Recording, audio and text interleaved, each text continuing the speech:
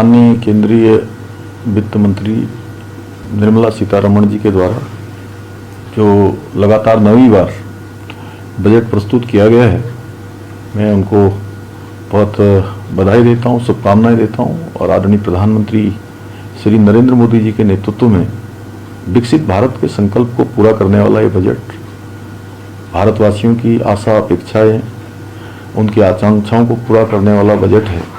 और साथ ही जो भारत एक महाशक्ति के रूप में, आर्थिक महाशक्ति के रूप में उभर रहा है, आज दुनिया की चौथी सबसे बड़ी अर्थव्यवस्था बन गया है, उसको और विस्तार देने वाला बजट है।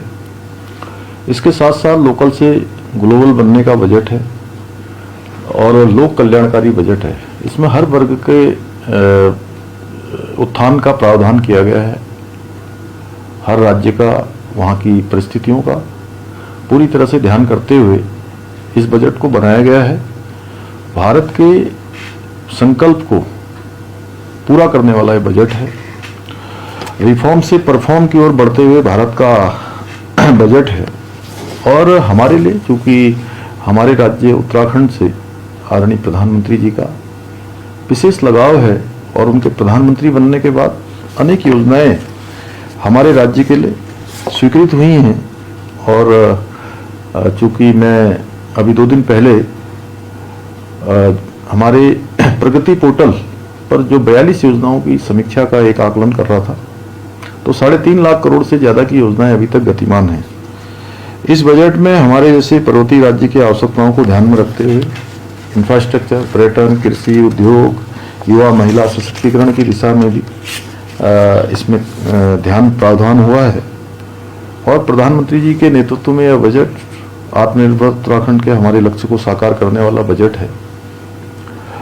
इस बजट में गत वर्ष की तुलना में राज्यांश बढ़ा है। लगभग 1850 करोड़ से अधिक की धनराशि हमको इसमें मिलने वाली है।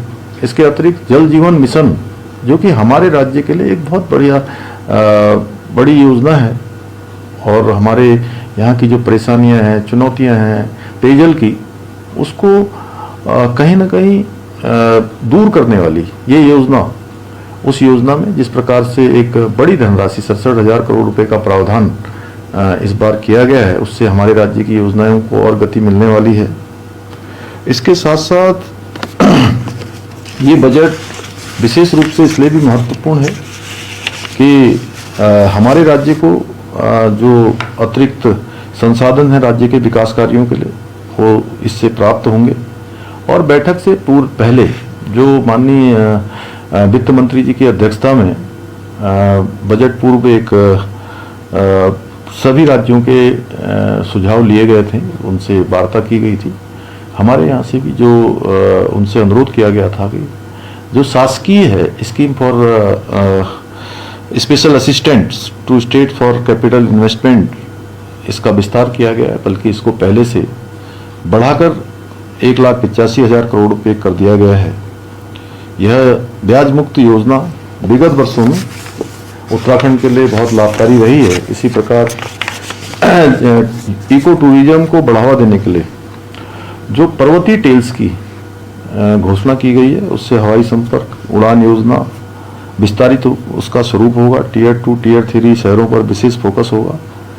स्वास्थ्य क्षेत्र में बायोफार्मा स्ट्रेटजी और इंडिया सेमीकंडक्टर मिशन 2.0, उच्च शिक्षा में यूनिवर्सिटी टाउनशिप, हॉस्पिटलिटी सेक्टर के नेशनल इंस्टीट्यूट की स्थापना तथा national destination digital knowledge grid जैसे प्रावधान उत्तराखंड राज्य के लिए संभावनाओं के नए द्वार खोलेंगे। महिला सशक्तिकरण की दिशा में भी लखपति दीदी योजना, जो हमारे राज्य की महिलाओं के लिए, हमारी मातृशक्ति के लिए बहुत बड़ा उनकी समृद्धि और आगे बढ़ने का आधार बन चुकी हैं।